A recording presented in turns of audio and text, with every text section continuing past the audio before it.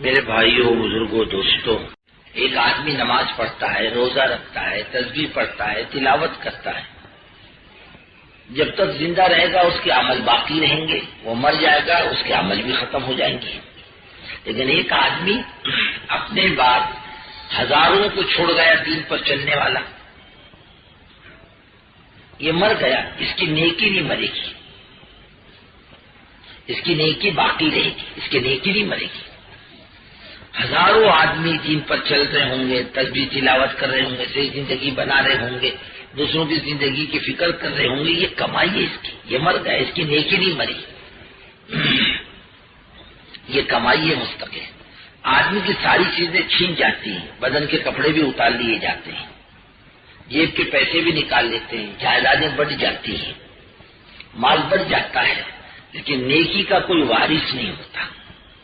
یہ اپنے ساتھ لے کر جاتا ہے اپنی کمائی، اپنی نیکی ساتھ لے جاتا ہے، نیکیوں کو کا کسی کو وارث نہیں چھوڑ کے جاتا، جس کے مرنے کے بعد ایمان کا وہ وارث، نماز کا وہ وارث اور اس کی فلانی نیکی کا وہ وارث، ایسا نہیں ہوتا۔ چیزوں کا وارث ہوتا ہے، اعمال کا کوئی وارث نہیں ہوتا، یہ اس کی اصل کمائی ہے، یہ اپنی نیکی لے کر جائے گا اور اس کے کام آئے گی اس کی اپنی نیکی، جبکہ سارے رشتے ٹوٹ جائیں گے، اعمال کا رشتہ نہیں ٹوٹتا، اس کے ساتھ قبر میں جائیں گے، لوگ مٹی ڈال کے پیچھے ہٹ جاتے ہیں کہ تو جانے تیرا کام جانے، آج سے ہمارا تیرا کوئی رشتہ نہیں، لیکن نیکی اس کو چھوڑ کے نہیں جاتی کہ تیرا ہمارا کوئی رشتہ نہیں، تو کہیں میں تیرے ساتھ ہوں۔ اس کے ہوش میں آنے سے پہلے عذاب جھانکتا ہے قبر میں، نیکیاں دھتکاتی، پیچھے ہٹ، مرد مومن ابھی سویا ہے، پیچھے ہٹ، دوسری طرف سے عذاب جھانکتا ہے، وہاں سے نیکی دھتکاتی ہے، پیچھے ہٹ، مرد مومن ابھی سویا ہے، عذاب ٹل جاتا ہے۔ حساب کتاب کے فرشتے آتے ہیں، ہٹو ہٹو، تو وہ کیا کہتے ہیں؟ اعمال، تم اپنا کام کرو، ہم بھی اپنا کام کریں گے، تم اللہ کی طرف سے مقرر ہو، ہم بھی اللہ کی طرف سے مقرر ہیں، ضرورت پڑ جائے تو اس کی مدد بھی کرتے ہیں، تعاون بھی کرتے ہیں اس کا، اور آدمی مضبوط ہے اعمال کی لائن سے جواب دے دیتا، میرا رب اللہ، میرا دین اسلام، یہ میرے آقا حضرت محمد صلی اللہ علیہ وسلم ہیں، ان کو نہیں پہچانوں گا تو کس کو پہچانوں گا؟ حساب کتاب کے فرشتے چلے جاتے ہیں۔ اب یہ مرنے والا پوچھتا، بھائی صاحب تم کون، تم کون؟ ایمان کہتا میں تیرا ایمان ہوں، نماز کہتی ہے میں تیری نماز ہوں۔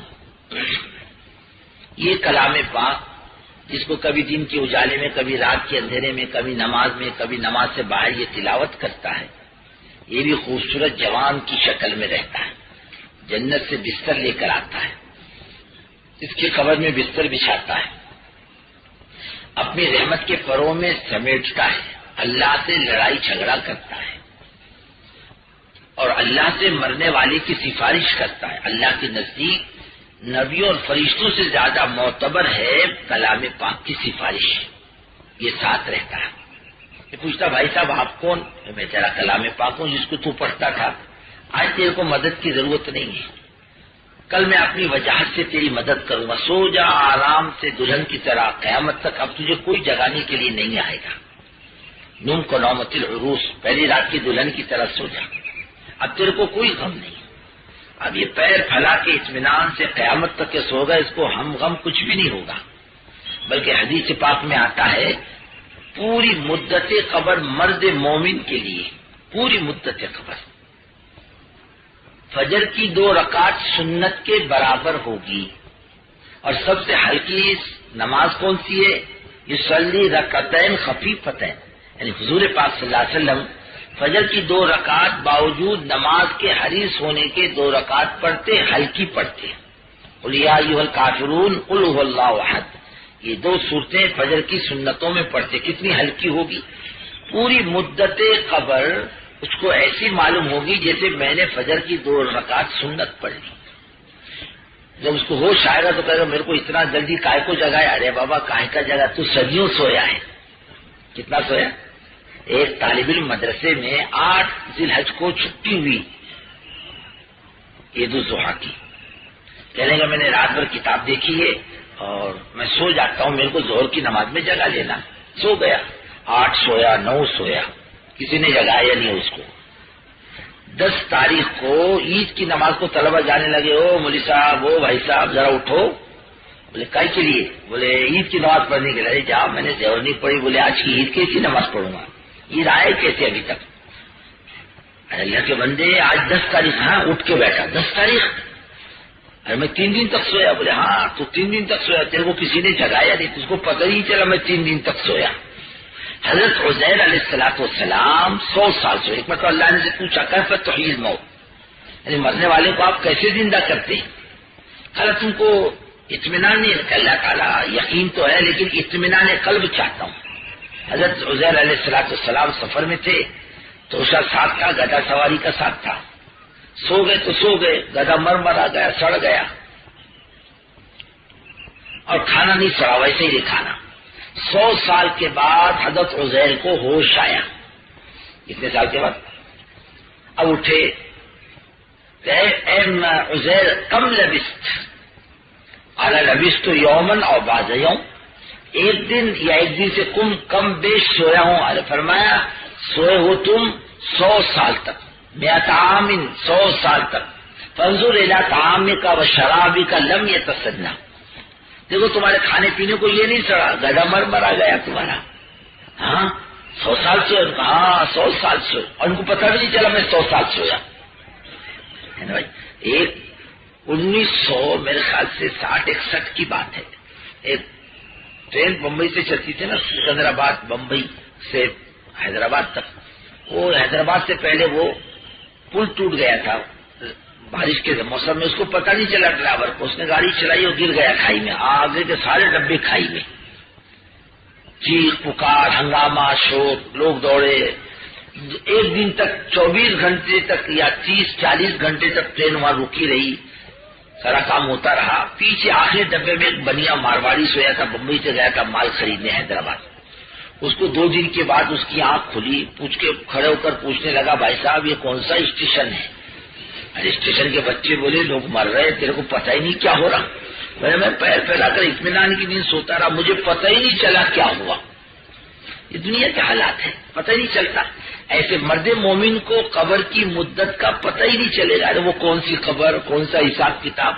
میں نے کہا ان منزلوں سے میں تو گزر چکا، گزر گیا؟ ہم نے کہا ہاں بالکل گزر گیا۔ جیسے وَيَمُرُّ عَلَى الصِّرَاطِ كَالْبَرْقِ، یعنی نمازی پل صراط پر سے ایسے گزرے گا 500 سال کے راستے پر جیسے بجلی گرجتی ہے اور 2 سیکنڈ میں غائب، ایسے 500 سال کی مسافت طے کر لے گا اور پوچھے گا پل صراط کہاں ہے؟ ارے تو گزر کے آیا ابھی پل صراط سے۔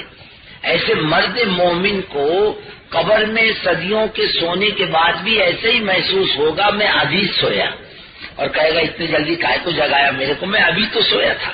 ارے بابا ابھی نہیں سویا، تیرے کو سو کر 100 سال ہوئے، 150 سال ہوئے۔ دنیا کے اجتماع میں جب تیسرے دن بارش ہوئی، قوم پیر پھیلا کے مزے سے سو رہی تھی، تو انہوں نے اٹھا رہے اٹھو بارش ہو رہی ہے، اتنی جلدی تہجد کو کائے کو جگاتے بولے ہم کو؟ ارے تہجد نہیں، بارش ہو رہی ہے۔ ارے کائے کی بارش ہو رہی؟ پھر سو گئے، پتہ ہی نہیں چلا۔ وہ کہتے ہمارے اوپر بارش آئی ہی نہیں۔ ایسے بزرگوں یہ اعمال والا مرد مومن قبر میں صدیوں سوئے گا، پتہ بھی نہیں چلے گا میں سویا، اتنے اطمینان سے سوئے گا، ہم کچھ بھی نہیں۔